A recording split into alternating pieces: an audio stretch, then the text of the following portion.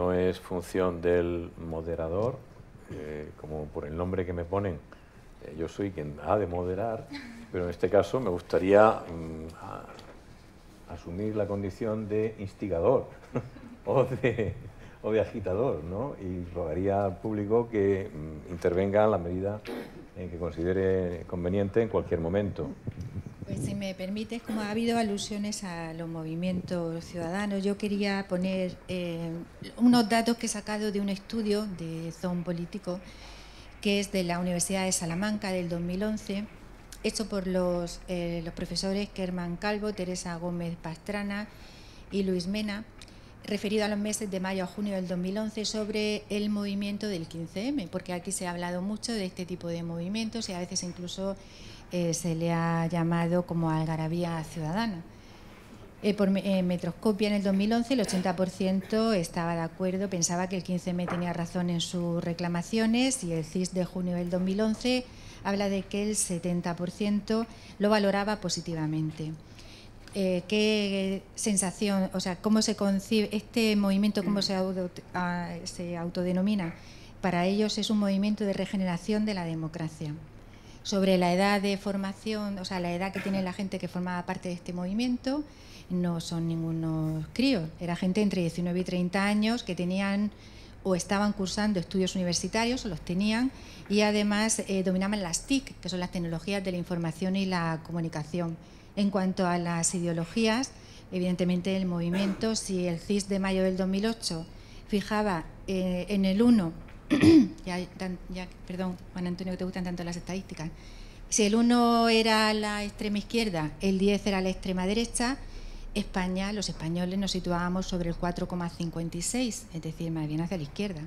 El movimiento se situaba en el 2,85, realmente es un movimiento más de izquierdas. En cuanto a los beneficios que pensaban que obtenían por participar, ellos decían que como beneficio tenían el expresar su propia indignación, es decir, ese es el beneficio que obtenían, el expresar su propia indignación, que me parece algo bastante respetable. Y el 7,8% decía que lo que quería era aprender cuáles eran las injusticias del sistema. En cuanto a la finalidad, el 62% de la movilización lo que pretendía era provocar una evolución del sistema democrático actual. Eso es lo que pretendía el 62%. Y en cuanto a los objetivos, el primer objetivo de este movimiento, con un 9,16, era la lucha contra la corrupción. O sea que algo debe de haber cuando motivaba a que tuviera un valor tan alto. Y motivaba a que participara en él el 56,3%. En el objetivo cuarto, con un 8,83, era transformar la democracia, y en quinto lugar, con un 8,72, que los medios, y yo creo que como decano del Colegio de Periodistas deberíamos de hablar sobre los medios de comunicación, fueran imparciales. Y eso es lo que motivaba el 52%. Bueno, yo pongo en la mesa estas cifras porque creo que es importante, pues en primer lugar, saber que desde mi experiencia, cuando una masa de ciudadanos tan grande como ha sido la que se ha echado a la calle reclama las cosas, yo tiendo a pensar que los que tienen razón son ellos, y no nosotros desde nuestros despachos, desde nuestros trabajos, desde nuestros estudios eruditos, los que decimos lo que es bueno, lo que es malo, lo que es cierto y lo que es falso. Cuando tantos millones de españoles lo dicen, yo pienso que tienen razón. El perfil que he dado, la verdad, no son de unos mataos, como se les haya a decir, sino de una gente con unos conocimientos y en fin, y con unas demandas que son también muy respetables, y que muchas de ellas yo como ciudadana, comparto, porque si bien como juez estoy limitada en mis manifestaciones, ya me lo acaba de recordar el ministro hace poco, y la prueba la tenemos en el fiscal del Tribunal Superior de Justicia de Cataluña, donde ha acabado. Pero como ciudadana que defiende su libertad de expresión, yo comparto muchas de esas cosas que se está reclamando en ese movimiento de Ciudadanos. El papel de los jueces sí es ser independientes, no el de los medios de comunicación. Los medios de comunicación tienen derecho perfectamente a tomar partido. Vamos a ver, la deontología profesional del periodista le obliga a perseguir la verdad, pero no le obliga a no tomar partido. Obviamente hay que diferenciar lo que es información de lo que es opinión. Eso está claro y forma parte de las reglas del juego, pero las líneas editoriales son, yo creo que necesarias. Es más, ¿qué es independencia desde el punto de vista informativo? Sería complicado incluso debatir sobre eso, ¿no? Yo creo que lo que es bueno es que haya pluralidad de medios.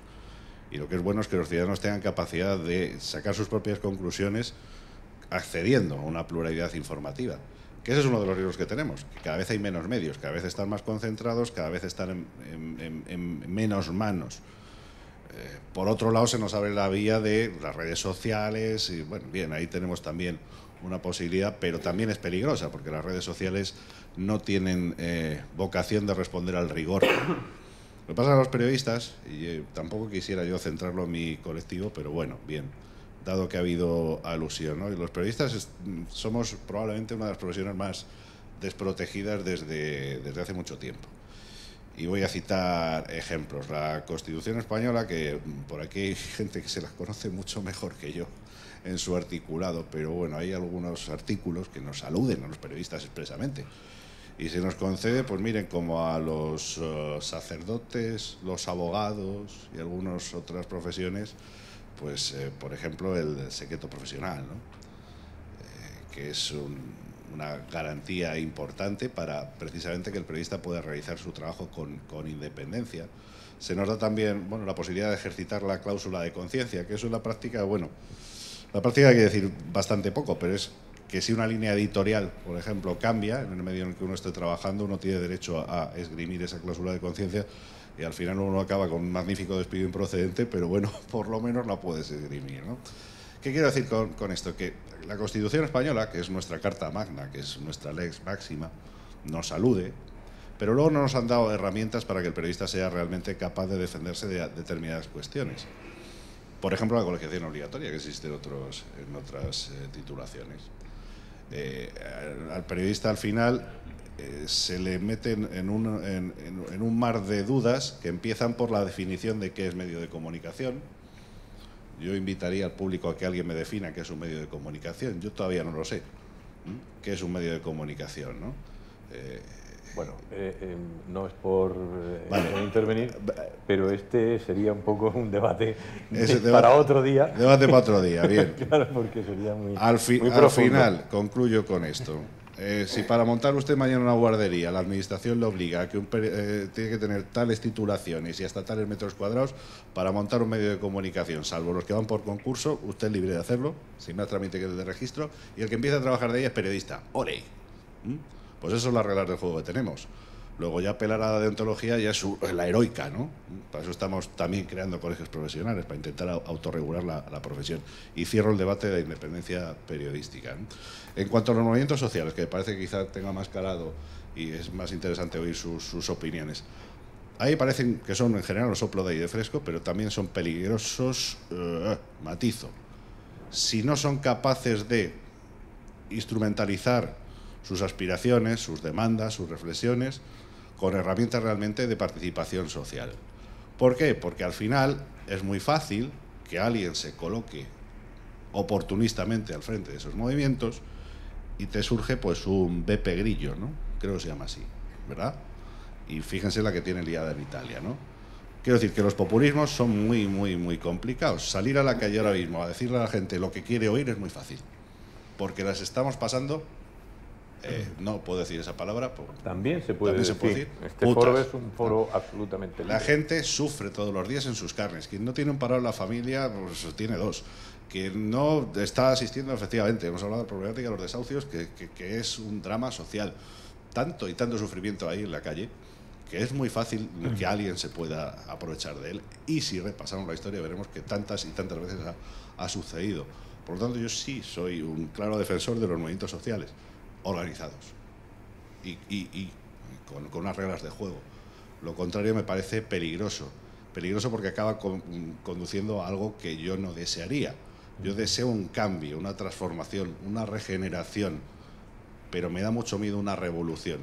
Y en este bendito país nuestro somos muy dados a enfrentarnos enseguida, ¿no? Y con algo más que la palabra. Solamente puntualizar 3 cositas de lo que se ha dicho, ¿no? Lo que me sorprende es en un momento como el que estamos actualmente, que es un momento en el que se nos está quitando los derechos de ciudadanía, que ha costado tantos siglos alcanzarlo, se nos están quitando además por de una manera que sorprende a los juristas, ¿no? Porque nosotros hemos estudiado, tanto Concha como yo, nosotros somos del 80, entonces hemos estudiado cuando se estaba construyendo el Estado social. Entonces, nosotros no somos una generación política, pero sí creíamos en el derecho, en lo que se estaba construyendo y en los profesores que nos lo explicaban y cómo se tenía que defender el derecho. Y nosotros sabemos que una de las defensas de los ataques a la democracia que estamos padeciendo actualmente le corresponde al Estado de Derecho. Entonces, me sorprende que cuando se habla aquí de ética, aunque el profesor Ferrer, que es un especialista en este tema y una persona que da gusto escucharla, pero lo que yo le cuestionaría es si en este momento que tenemos un retroceso tan grave en la conquista de los derechos y esos derechos sociales que son el presupuesto para los derechos ecológicos, unos derechos ecológicos de los que debemos de tener una garantía, porque si no esto se va a pique. Esto no es una cuestión ya de filósofos solamente, sino de científicos. Es decir, tenemos un problema grave en nuestro ecosistema, que el modelo de crecimiento que tenemos lo está deteriorando de una manera irreversible, y eso es una cuestión que está ahí. Y tenemos unos objetivos de desarrollo del milenio que se plantearon por las Naciones Unidas y por todos los estados del mundo en el año 2000, y vamos en otra dirección. Entonces, que se cuestiona aquí en estos términos la ética para reducirla a una ética individual, y no solamente a una ética individual, sino a una ética de a mí me gusta y lo que yo quiero, y si te gusta te apuntas. Yo creo que ahora mismo vamos hacia una ética mundial, hacia una ética social, hacia una ética ecológica, que son avances a una ética individual, que es ahora la que está provocando todos los problemas y en la que se sostiene esta tecnocracia que estamos sufriendo todos. Por citar algunos textos recientes, ya que estáis todos citando, pues yo estoy acabando de leer ahora al profesor Jáuregui, que es un catedrático de Derecho Constitucional de la Universidad del País Vasco, en que nos habla con una gran claridad de los ataques tan tremendos que está teniendo la democracia. El profesor Todorov también tiene un libro reciente sobre los ataques tan brutales a este sistema, pero ya no la democracia del siglo XXI, que tendría que ser la democracia social y ecológica, sino a la democracia moderna del siglo XVIII y a la democracia clásica de Aristóteles. Es decir, ¿quién nos está representando? ¿Quién está tomando las decisiones? Los gobiernos de los estados sabemos todos que no. Naciones Unidas sabemos todos que no, a no ser que sea el Consejo de Seguridad, que es totalmente antidemocrático, porque uno de los principios de la democracia es que el poder legislativo pueda controlar al ejecutivo. Y aquí, en todas las grandes corporaciones, que son las que dominan ahora las decisiones, todos sabemos que son antidemocráticas, aparte de que no sabemos ni quiénes son.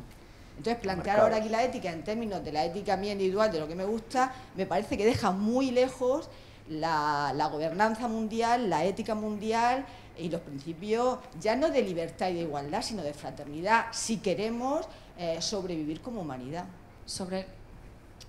Concha ha hablado de la idea de que lo más serio es la concienciación, ¿no?, que se expresa en los movimientos sociales y la expresión de las masas. Y tú hablas también de la instrumentalización que pueden suponer, y yo la verdad es que reconozco que a mí eso también me da miedo, porque solo la expresión, solo sin el hacer, da un poco de miedo, ¿no? Porque se pierde esa responsabilidad, o sea, con la que hemos empezado hablando. Entonces, ahí quería recuperar un poco el ejemplo que ponías tú en tu intervención de la teoría de la ventana rota, que a nosotros pues, nos es muy familiar porque hemos trabajado sobre él, en concreto en un proyecto en Lorca después del terremoto. Esta idea de la teoría de la ventana rota era la que se ponía como de principio en un proyecto de intervención en casas de gente sin recursos, con voluntarios, albañiles sin fronteras.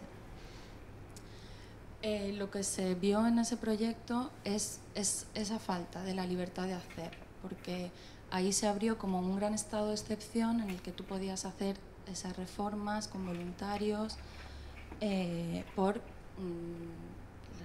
la desgracia, ¿no?, que había ocurrido. Pero ¿por qué si hay una ventana rota una ventana o una farola o un graffiti, solo se puede intervenir desde la institución, desde la administración. Si no tenemos libertad de hacer, pues va a haber muchas ventanas rotas, a no ser que el que reparte decide ponerlo ahí, ¿no? Entonces, como de nuevo reclamar, igual que he hecho al principio, esa libertad de hacer.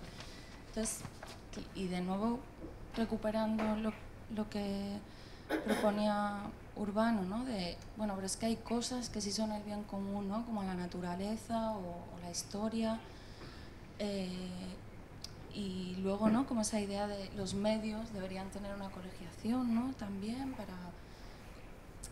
El problema de los colegios, de este también, es que no es una autorregulación entre profesionales, como tú decías, es que es un monopolio que impide la libertad de hacer y que intrínsecamente por ese reparto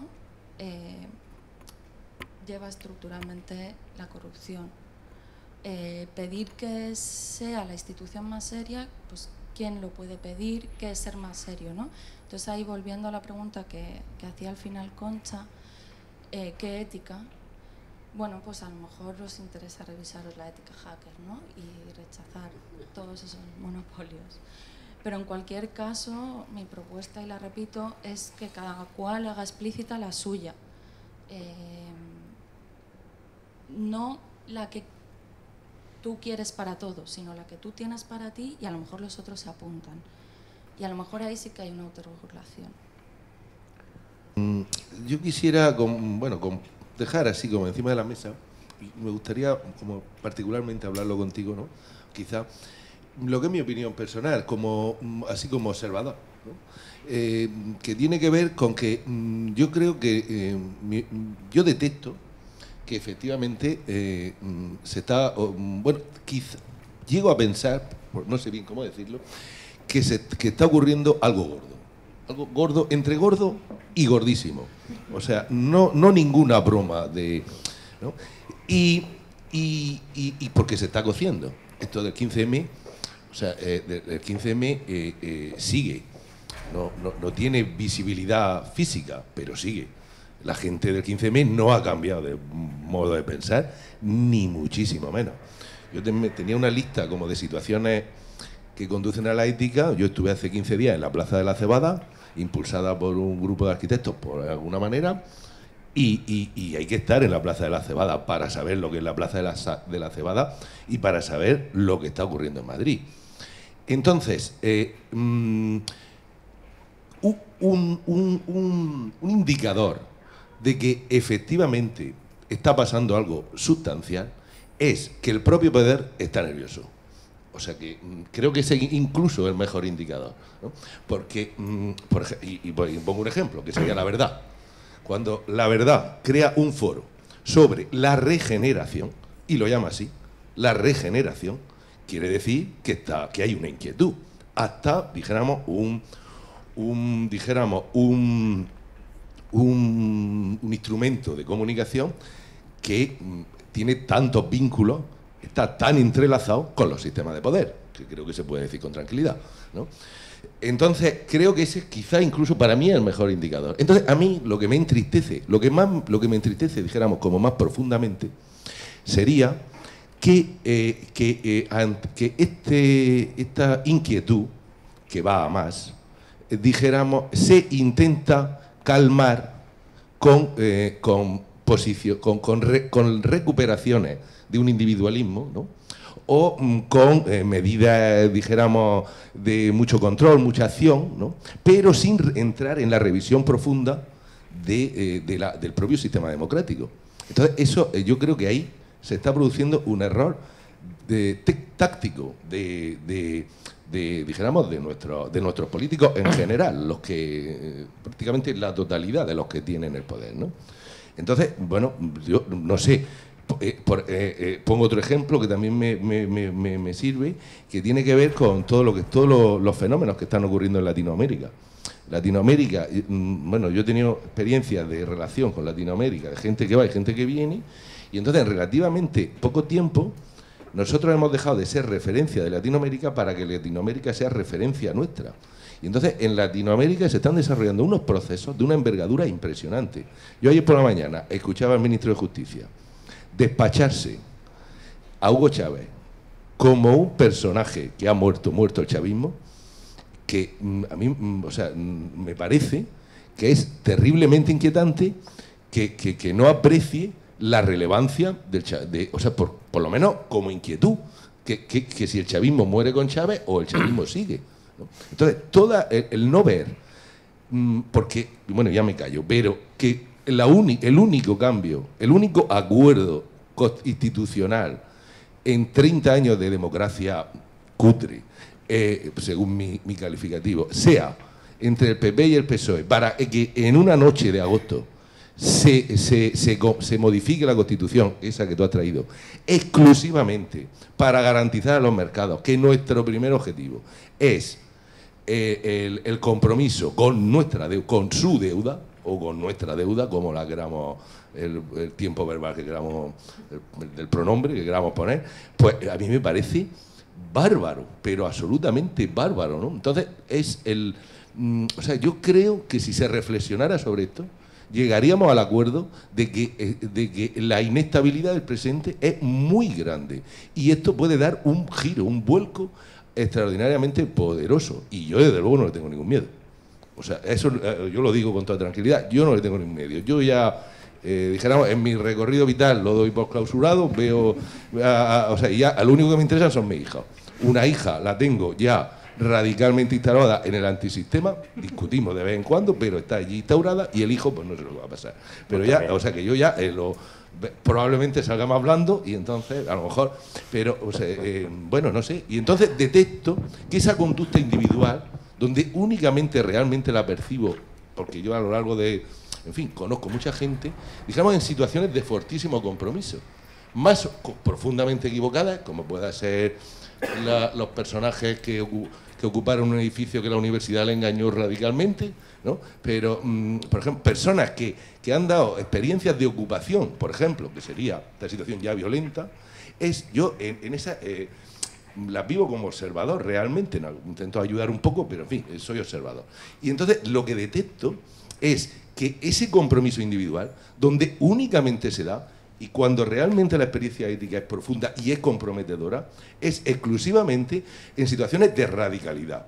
Y ya lo digo con claridad, completamente fuera del sistema. O sea, esta discusión va a llegar, o puede ocurrir, que hablemos de democracia participativa o de democracia avanzada, en algún determinado momento de un futuro próximo. Después de la Primera Guerra Mundial, a Alemania le cayó lo del pulpo también, y ya sabemos quién salió victorioso en las elecciones, por una más allá, mayoría, ¿no?, de adhesiones populares, ¿no? Vamos a ver, a mí lo que me da miedo son realmente eso, los populismos. Me dan mucho miedo. Y además he hecho una reflexión, ¿no? Hoy está pasando esto en el mundo, ya pasaba antes. Antes a lo mejor no debatíamos tanto, ¿no? O no éramos tan conscientes, o no lo sé, pero que eso existía, ¿no? Y el mundo está en crisis desde ese punto de vista desde hace mucho tiempo, ¿no? Y tenemos muchas cuestiones que funcionan con gran perversidad y estamos explotando a la gente, directa o indirectamente, en nuestros actos cotidianos de compra, por ejemplo. No hay, más allá del valor-precio, ¿quién se pregunta qué hay detrás de una determinada enseña comercial, ¿no? Pues estamos asistiendo a todo. Unas cosas se conocen más, otras menos. Fraudes, pues hasta la carne de caballo nos la han puesto ahora en bandeja, ¿no? Quiero decir, esto pasa. Ese es un plano y daría para probablemente más de un día de estar charlando, ¿no? Y ahí hemos apelado a la ética como valor personal, pero yo quiero decir que me fío muy poco de las personas. Que en lo personal todo. Cualquiera de ustedes a la salida me va a tener como un incondicional, lo que me pidan.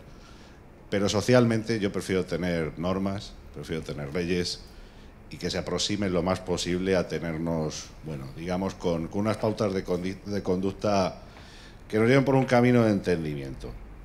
He hablado de la historia que nos precede, que no es poco, ¿no?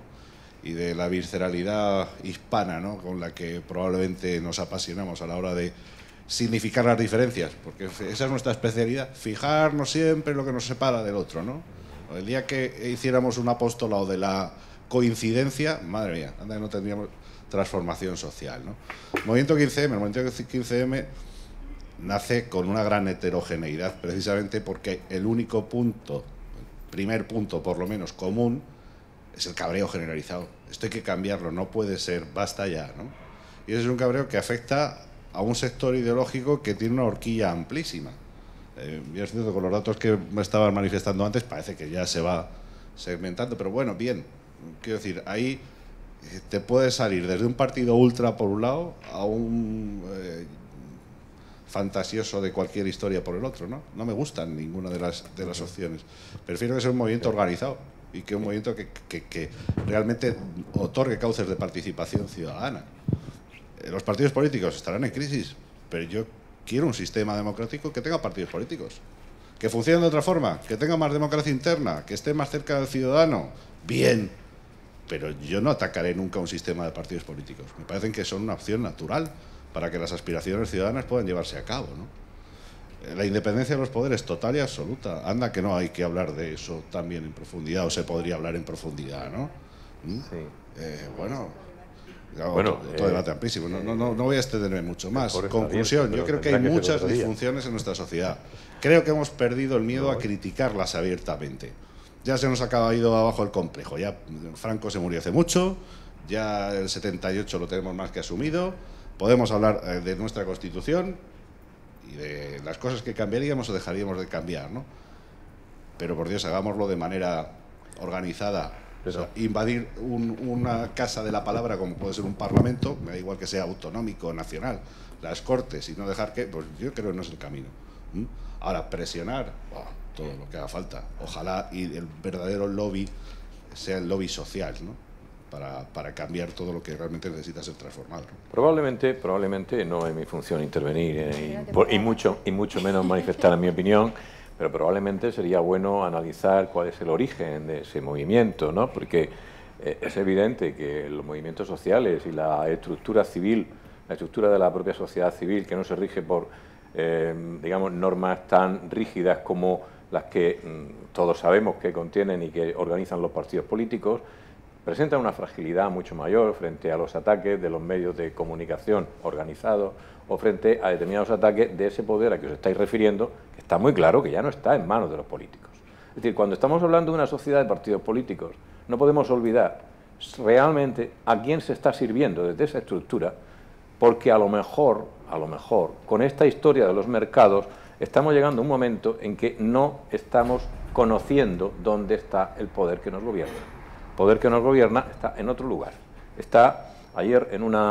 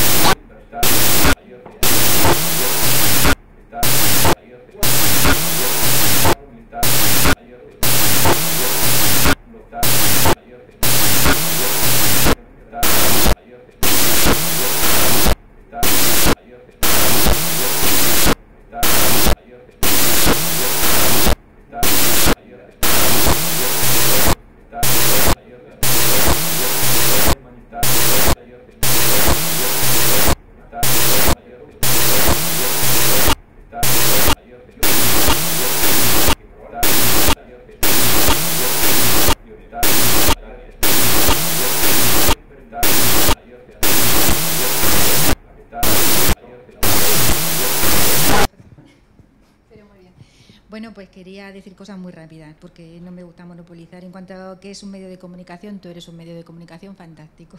Por eso eres el decano del Colegio de Periodistas, te felicito. En cuanto a lo del populismo, a mí tampoco me gustan los populismos y, de hecho, esta Asociación Jueces para la Democracia y el PSOE le ha dicho al Ministro de Justicia actual que en la reforma del Código Penal utiliza el populismo punitivo. Es decir, a mí no me gusta el populismo, pero el PP a veces ha utilizado el populismo punitivo. En cuanto a la importancia de los movimientos populares, yo estoy de acuerdo con María Teresa, tienen muchísima importancia para dos cosas. Ahí tenemos la iniciativa legislativa sobre las hipotecas que el Gobierno no quería acoger, no quería seguir y forzado precisamente por estos movimientos ciudadanos. Quiero pensar que es por eso y no por los suicidios, porque eso me parece ya espantoso, sobre todo yo que he estado 10 años levantando cadáveres. Bien, pues quiero pensar que es por esos movimientos ciudadanos por los que el Gobierno ha decidido tramitar esa iniciativa popular. No sé en lo que quedará, pero ya es un logro, y es un logro de los ciudadanos.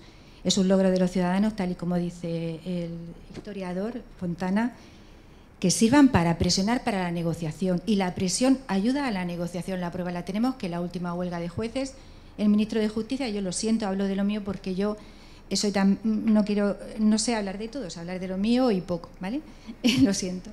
Entonces, el ministro de Justicia no quería recibir a las asociaciones judiciales, a las que quieren limitar gravemente, por eso digo que nos debes otro debate. Por lo menos pienso que me gustaría participar sobre las presiones, sobre la división de los tres poderes y lo que se ha dicho en prensa de que se está bailando sobre la tumba de Montesquieu, pero bueno, esa parte, eso no quería referirme a eso. Justicia no nos quería recibir, eso motivó una de las razones de la huelga de jueces y ahora ya nos ha convocado para recibirnos a todas las asociaciones, es decir, los movimientos ciudadanos, por lo menos crean presión para la negociación y ya es algo. Todas esas disfunciones que tú aprecias, Juan Antonio, también las aprecio en la sociedad. Y eso se cura con educación, con asignaturas como educación para la ciudadanía, que me parece terrorífico que se quiera quitar.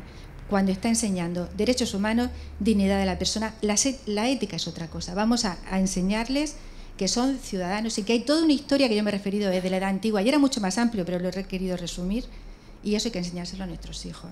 Y yo quiero un hijo que estudie educación para la ciudadanía, es una opinión personal, por supuesto, tan válida como cualquier otra.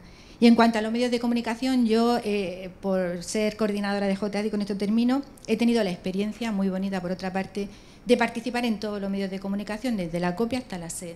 La televisión popular, voy a ir a la televisión popular, voy a la Radio Nacional, yo no veto a nadie, estoy conforme y a gusto y todos son unos magníficos profesionales, pero opino como tú, deben de seguir existiendo de los dos buques insignia, El Mundo, El País, que representan los dos grandes grupos de poder, deben seguir existiendo porque en el momento en que esa balanza se desequilibra, como está pasando, por ejemplo, desgraciadamente en muchas autonomías como en Murcia, donde vemos que Canal 7 desaparece, que Onda Regional de Murcia hace agua, que La Verdad hace un ERE, que La Opinión hace un ERE. A mí eso realmente me preocupa, porque yo pienso que una de las profesiones más bonitas y que son las que hacen posible la existencia de la democracia es la tuya, periodismo. Y de verdad que respeto muchísimo esa profesión y pienso que debe de haber de las dos opiniones, porque del conjunto de las dos opiniones es de donde nosotros podemos hacernos nuestra propia idea. Siempre y cuando, y he empezado mi exposición así, pongáis de manifiesto hechos. Es decir, yo soy contraria a que nos den las valoraciones hechas. Yo soy partidaria, porque es de formación profesional, a que a mí me den hechos lo más objetivos posible y que yo saque mi propia valoración. El trabajo es vuestro, hacer una buena labor de investigación. He oído en tu intervención el populismo 15M y Bebe Grillo y yo te tengo que decir que yo en su momento, no al inicio, pero sí posteriormente me uní a los movimientos sociales a raíz del 15M y demás. Y me aterra que que hables desde el miedo de esos movimientos sociales, o desde el miedo en el sentido de que lo vincules a lo que puede surgir y lo remitas a la historia del nazismo o de lo que ha ocurrido en otros países como Italia, ¿no? Entonces yo lo que te quería decir, y te quería de verdad convencer en el sentido de desmitificar esa situación de pánico, es que independientemente de cómo lo definamos, los movimientos sociales no han producido una revolución en el sentido clásico de sustitución de un modelo de gobierno o de Estado por otro, y además de forma violenta. Lo que se han hecho es rebelarse. O sea, es importante que matizar esa situación. No ha sido una rebelión, no ha sido una revolución, ha sido una rebelión. Una rebelión donde desde una posición de infinita responsabilidad ética se ha dicho basta, se ha dicho que no. Esto no quiere decir que se tengan que transformar naturalmente en partidos políticos. Yo estoy de acuerdo que eso es otra vía, ¿no? Entonces, tampoco pasa nada porque no se conviertan en nada más que en el hecho de rebelarse y exigir éticamente unas responsabilidades. Ya está, ¿no? Entonces, y por último, evidentemente que puede surgir el peligro de que alguien entienda que es oportuno liderar esos movimientos. Pero es que lo que ha ocurrido en Italia no se puede entender desde los movimientos sociales. Es que se tiene que entender desde los problemas anteriores del PDL y del PD, del partido del Caimán y del partido de las castas políticas, ¿no? Entonces era que simplemente quería matizar eso. Hay un hecho común, es que la ética